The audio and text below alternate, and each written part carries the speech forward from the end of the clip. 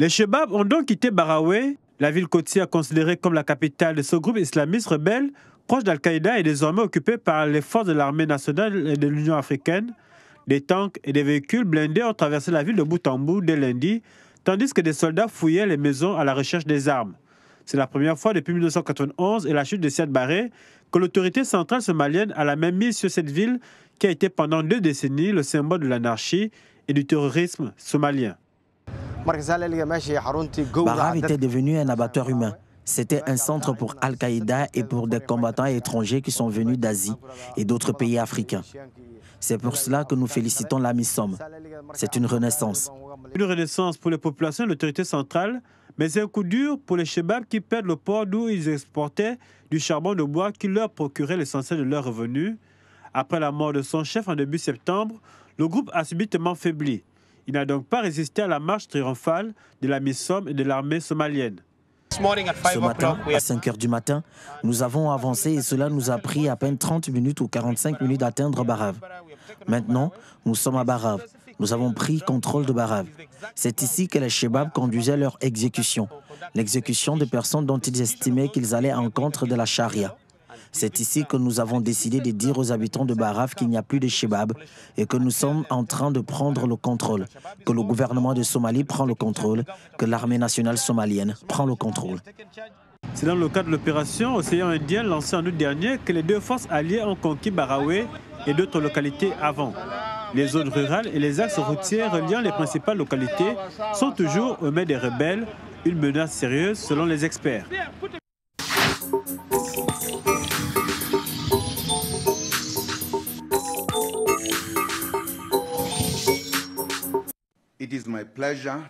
J'ai le plaisir de nommer M. Lusedja Gagnogo comme gouverneur de la Banque centrale d'Afrique du Sud, avec effet au 9 novembre 2014.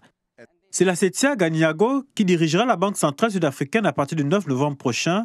La décision a été rendue publique par le président Jacob Zuma, qui avait à choisir entre les deux adjoints de Gilles Marcus, appelé à quitter ce poste stratégique dans un mois. Le promu, à 48 ans, il a été directeur général du Trésor avant d'entrer à la Banque centrale en 2011. Il s'est engagé à ne pas décevoir et à soutenir le gouvernement. Je ne vais pas décevoir. Être là, voir cela avant, on dirait qu'à chaque fois qu'il y a une tâche difficile que le gouvernement doit gérer d'un point de vue financier et économique, je suis appelé à venir. Je n'ai rien à réinventer, j'ai uniquement à poursuivre ce qu'elle a laissé. Lusedja Gagnogo a rappelé la mission de la Banque centrale selon la loi fondamentale. Il a surtout salué son prédécesseur, Gilles Marcus, une dame de 65 ans qui a le mérite d'avoir redonné au Rwand un poids dans les échanges économiques internationaux. Elle nous a guidés à travers la forêt dangereuse qu'est l'économie mondiale. Elle sait où nous devons nous ressourcer. Les éléphants n'oublient pas, nous allons trouver ces ressources parce qu'elle nous a guidés à travers la forêt. L'économie sud-africaine fait face à une inflation de l'ordre de 3 à 6 %. La croissance, quant à elle, ne devrait pas dépasser 1,5 %. Lusedja Gagnago devient le principal allié du gouvernement fédéral dans le choix des orientations économiques du pays.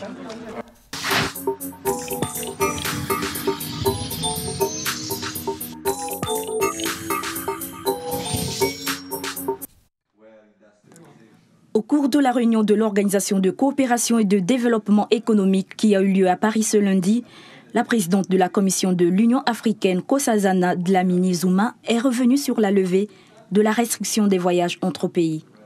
Selon elle, la fermeture de frontières n'est pas une solution pour lutter contre l'épidémie Ebola sur le continent africain. Si vous fermez les frontières, les gens trouveront le moyen de rentrer quand même. Et dans ce cas, ils ne vont pas déclarer qu'ils sont là. Vous ne pourrez pas les suivre ou leur donner le traitement dont ils auraient besoin et vous ne pourrez peut-être pas protéger vos propres citoyens alors que vous pensez les protéger. Pour la présidente de l'institution panafricaine, l'ouverture des frontières facilitera des déplacements entre pays tout en permettant de faire du commerce et de favoriser les activités économiques. En outre, si les restrictions des voyages sont levées, cela va favoriser l'identification des voyageurs, mais aussi de les examiner et de leur administrer des traitements adéquats, ce qui éviterait également des entrées clandestines au sein des États.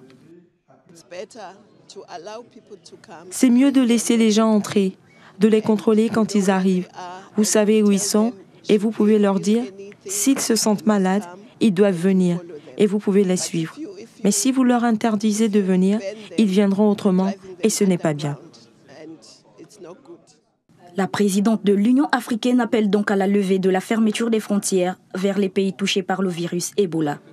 Cette recommandation est d'autant plus nécessaire pour des États tels que le Libéria, où la maladie connaît une croissance exponentielle, ce qui pourrait provoquer des crises alimentaires incontrôlables. Cependant, l'inquiétude demeure au niveau du suivi de cette recommandation par tous les États du continent africain.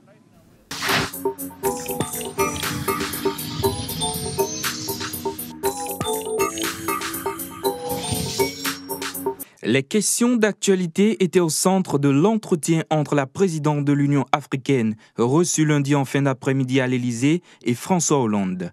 Plusieurs points ont été abordés, notamment celle de la question sécuritaire en Centrafrique, caractérisée par le retrait des missions de l'Union africaine et de la France au profit de celle des Nations unies. Autre point à l'ordre du jour, celle de l'insécurité au nord du Mali.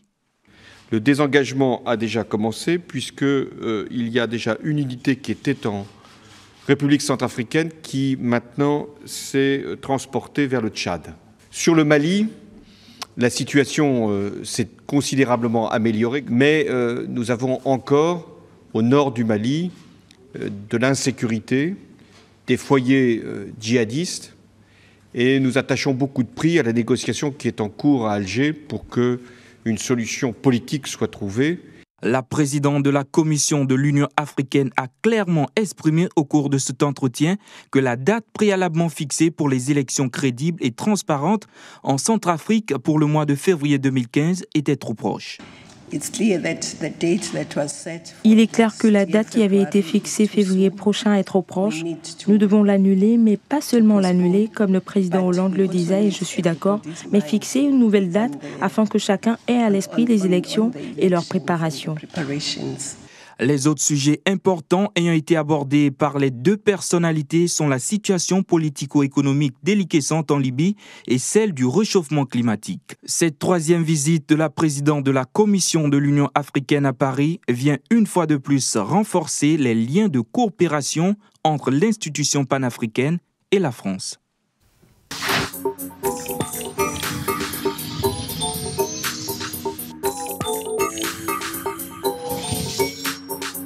Le tribunal de Paris a annoncé ce lundi que des magistrats vont mener des investigations concernant une nouvelle fois de financement de la campagne présidentielle de 2012 de Nicolas Sarkozy.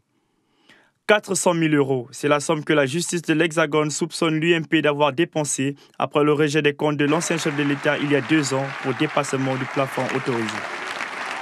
Dirigeant une réunion publique de l'UMP dans les Yvelines, le candidat à la présidence du parti de droite a avancé lundi soir que la somme des procédures dont il a fait l'objet depuis 2012 ont accru sa motivation pour revenir en politique. Je continuerai à répondre à tout. Mais ça a beaucoup renforcé ma détermination. Parce que je n'aime pas l'injustice. Je n'aime pas le mensonge. En clair, la justice française reproche à Nicolas Sarkozy de ne pas s'être rendu lui-même au Trésor pour le paiement des pénalités. L'intéressé s'en est offusqué au cours de la rencontre avec ses partisans, jugeant qu'en qualité d'ancien chef de l'État, il ne souhaite pas être au-dessus de la loi, mais non plus en dessous. L'homme qui a dit avoir consacré 35 ans de sa vie à la politique a toutefois dédramatisé la situation avec une pincée d'humour. Je suis très heureux de donner du travail à tant de gens. Mais par moments, je me dis, dans le fond, la sécurité en France, ça va très bien. Hein, parce que si on a vraiment que moi comme délinquant... Brice Hortefeux, député européen UMP, a déclaré sur LCI et Radio Classique, en parlant de Nicolas Sarkozy, qu'aucun homme n'aura été autant analysé et finalement autant transparent.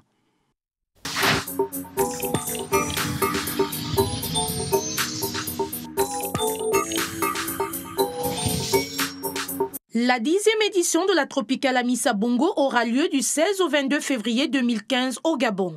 C'est une nouvelle date dans l'histoire de l'épreuve qui sera ainsi placée plus au cœur de la saison cycliste professionnelle africaine et internationale. Cette édition de la Tropicale sera une grande fête du cyclisme, non seulement pour le continent, mais également pour le circuit mondial, car depuis 10 ans, la Tropicale est une référence pour tous les observateurs. En tout, ce sont près de 350 coureurs qui ont déjà participé à l'épreuve gabonaise entre 2006 et 2014, avec au total près de 45 nationalités différentes. La 10e édition de cette compétition sera une cuvée spéciale qui se déroulera exclusivement sur le territoire gabonais avec plein d'innovations telles que la création d'un nouveau logo qui ouvrira les portes d'une nouvelle décennie mais aussi d'une nouvelle aventure. Entamée en 2006, la Tropicale Amissa Bongo connaîtra un épisode important en février 2015 avec le cap symbolique de 10 ans qui inscrit l'épreuve dans l'histoire du cyclisme africain et mondial. Toujours en termes d'innovation, cette fois 2 étapes sont au programme. L'une dans la capitale économique du pays, consacrée au contre-la-montre par équipe qui fera sûrement date. Mais bien avant, le départ de la 10e édition de cette épreuve est prévu à Bongoville, dans le Haut-Ogooué, où la course s'installera pour les 3 premières étapes, avec une arrivée inédite à Koulamoutou. Les coureurs se rendront par la suite dans les provinces du Moyen-Ogooué et de l'Ogooué maritime avant de se retrouver à Port-Gentil comme lors de l'édition précédente de 2014. Enfin, la Tropicale Amissa Bongo s'achèvera comme à l'accoutumée dans les rues de la capitale gabonaise, endroit propice où le 10e anniversaire sera célébré avec éclat. Il faut par ailleurs préciser que cette compétition est inscrite au championnat du monde, d'autant qu'elle a tendance aujourd'hui à tenir la dragée haute au plus grand.